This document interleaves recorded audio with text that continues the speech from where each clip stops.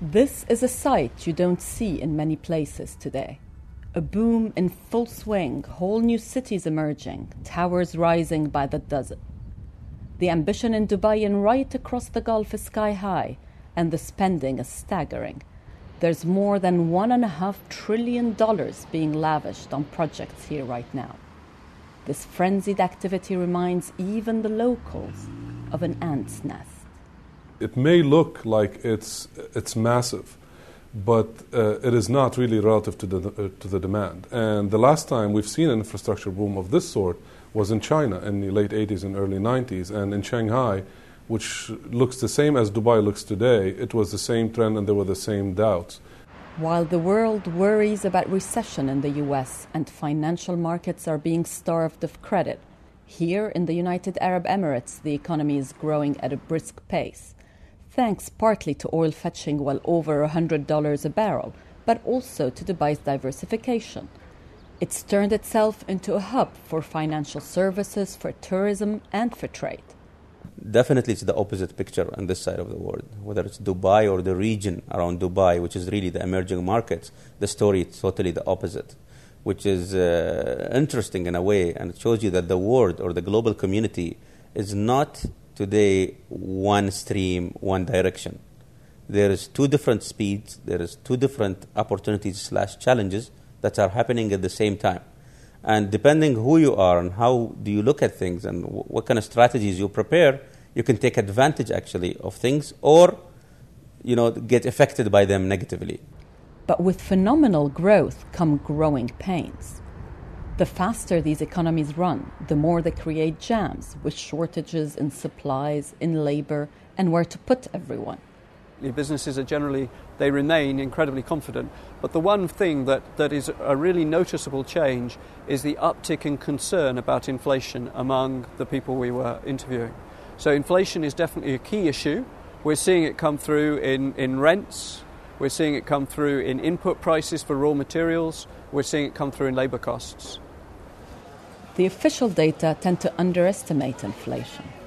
But rents have gone through the roof, and that in turn is filtering through to everything else. Rising food prices are compounding the problem. Every day I'm coming here, I'm put for my restaurant.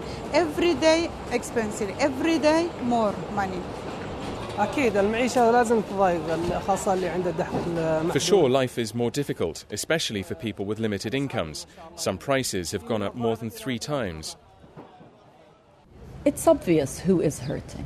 The army of laborers from places like Pakistan, India and the Philippines who are building this boom and who are now a big part of the population. They already live in difficult conditions, but the money they're sending home is worth less and less as their home currencies have appreciated against the dollar. The UAE's currency, the dirham, is pegged to the dollar. But they're not alone. Many others who moved to Dubai and the rest of the Gulf are beginning to be priced out of the market. Well, the inflation is a threat in as much as people are ignoring the fact that it impacts a slice of the economy, the slice of the society that people are not paying enough attention to. The inflation's biggest impact is not on the upper echelons of the earning scale. It's really on the middle class. And the middle class is what supports the growth in the economy in the region and in MENA in general. When people get to the point where the economic benefit of being in the region is no longer available or sustainable, then you're going to start losing the middle class. This is the biggest danger of inflation in the region. The government's hands are tied by the dollar peg, which it refuses to drop, so it can't use monetary policy to contain inflation. It's had to resort to temporary measures, like capping rents, adding subsidies, and making deals with supermarket chains like Carrefour to control the cost of basic food items. This is a very high growth area. The growth that's taken place here, unprecedented anywhere. And growth has taken place across all levels of industries, and even it affects the personal and individuals and their growth and their own income as individuals and as corporations. So when people talk about inflation, yes, it's there. But when you measure the real inflation and you get the net of it, take salaries, what affect people the most. The increase in salaries sometimes reached 40 and 50%. The inflation, you're talking about 11, 12% to certain areas. The net of that is not bad if you look at it, how it's affecting people.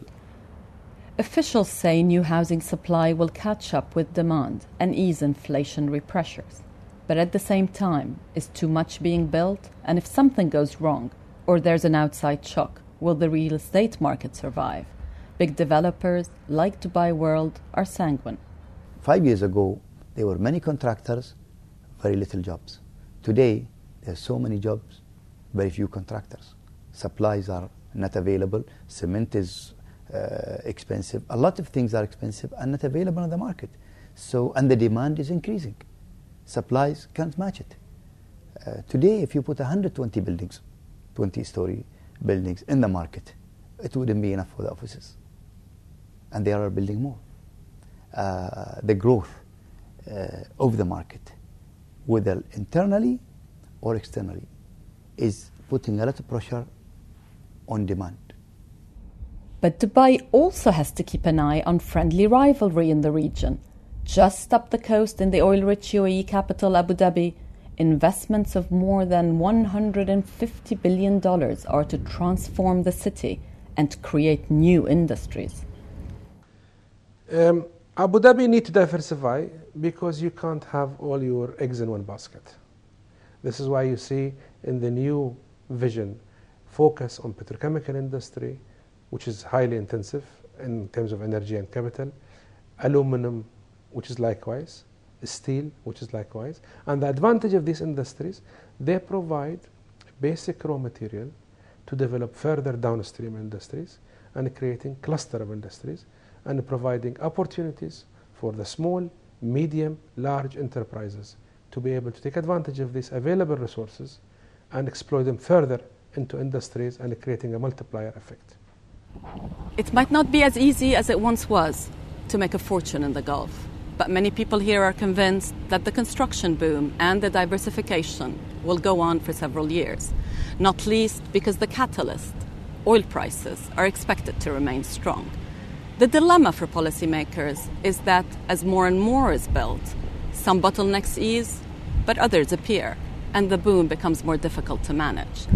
It's going to take a special kind of modern alchemy to continue turning this sand into gold. I'm Rula Khalaf reporting for the Financial Times from the UAE.